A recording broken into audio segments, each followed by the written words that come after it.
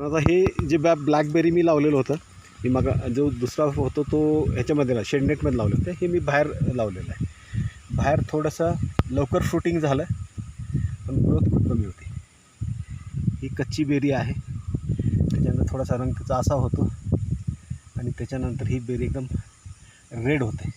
Red झाल्यानंतर ही berry जर बघितली आपण तर खूप सुंदररित्या अशा प्रकारे ती ब्लॅक होते. आणि ही इतकी डेलिशियस आहे ब्लॅकबेरी खाताना की तुम्ही बिलीव नाही करणार.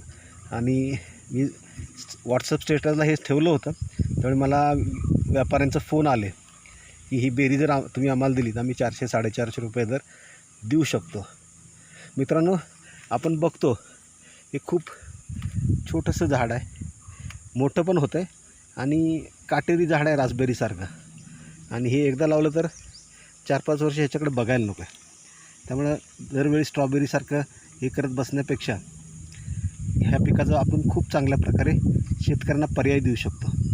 कुणाला जर इंटरेस्ट असेल तर कृपा करून मला फोन करा, मी तुम्हाला मदत करायला तयार आहे. कारण की गेली 1-1.5 वर्ष मी यासाठी राबतो आहे आणि ॲब्सोल्युटली हा खूप चांगला पर्याय होता. ह्याला मी कुठलं स्प्रेइंग केलं नाही, कुठलं काय नाही, यावर्षी फर्टिगेशन पण केलं नाही, तरी पण मला इतक्या चांगल्या प्रकारे हे झाडं मिळालेली आहेत. खूप कमी खर्चात आपण हे झाडं हे करू शकतो. जर कुणाला इंटरेस्ट असेल तर जस्ट कॉल मी ऑन 9146187201.